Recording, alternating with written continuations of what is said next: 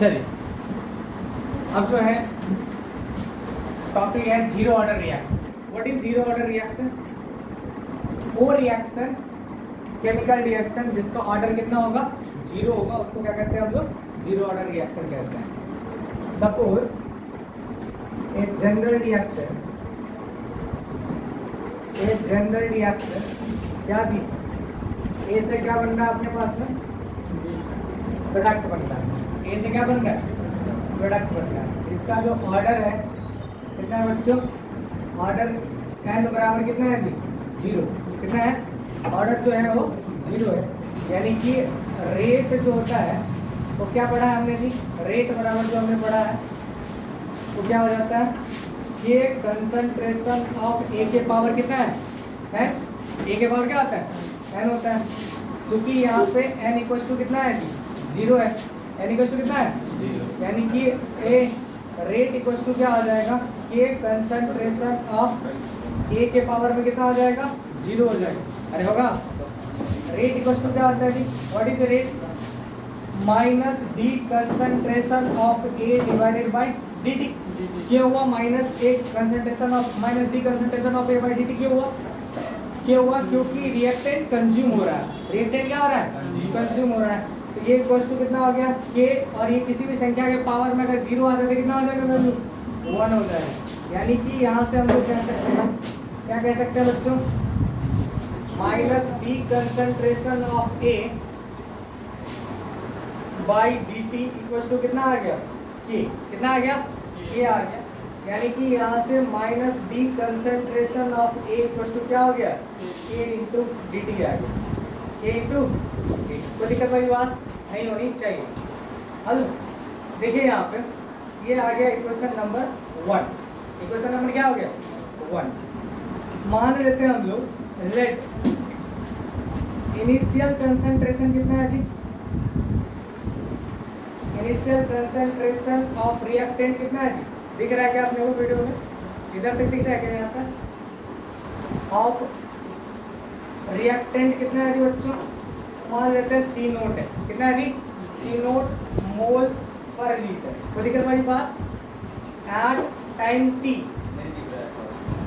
Eight time t. अच्छा ठीक है, यहाँ तक देखिए। यहाँ पे कोई बात नहीं, एक व्यक्ति आके इसको घुमा दो जी। ठीक है, देखो इधर एट यानी कि after time T initial concentration कितना था? सी नोट था। अब क्या है जी? After time T, after time T, T time के बाद ये कितना खर्च हो गया जी बच्चा? C T. कितना खर्च हो गया जी?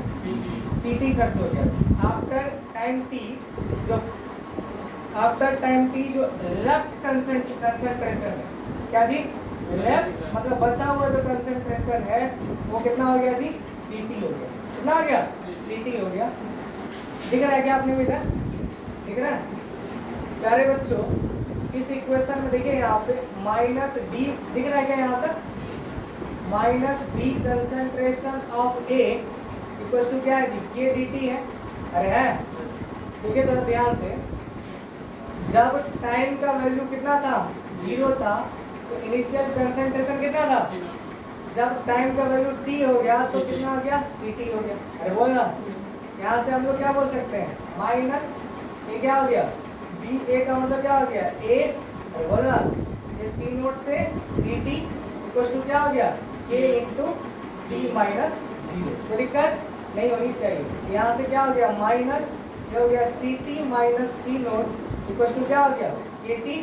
यानी कि ये हो गया minus minus plus C naught minus C t equal to क्या हो गया? K t. This is the equation for the zero order reaction. किसके लिए हो गया ये? जीरो ऑर्डर रिएक्शन के लिए हो गया। आई बात समझ में?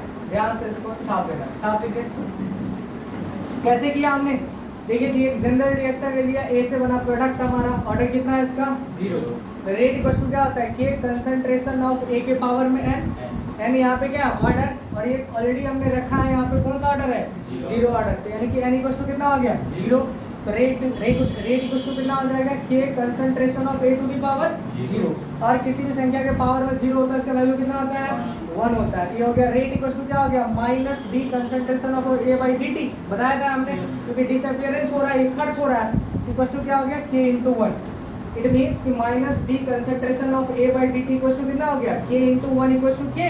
अरे बोला क्या हो गया जी minus D of A concentration of A equal to K into D T. Question number 1, suppose हमने मान लिया कि जब इनिशियली टाइम का वैल्यू 0 था तो इसका कंसंट्रेशन कितना था जी 0, कितना था 0। जब t टाइम के बाद कुछ समय के बाद ये क्या होगा रिएक्टेंट जो है जो खर्च होगा, क्या होगा जी खर्च होगा, जितना खर्च होगा उतना ही बढ़ेगा, रहेगा कि नहीं।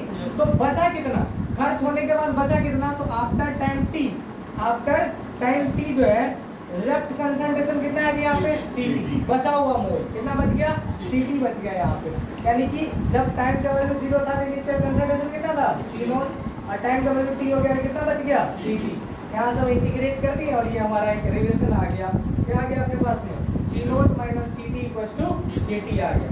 ठीक है सब चीज इसको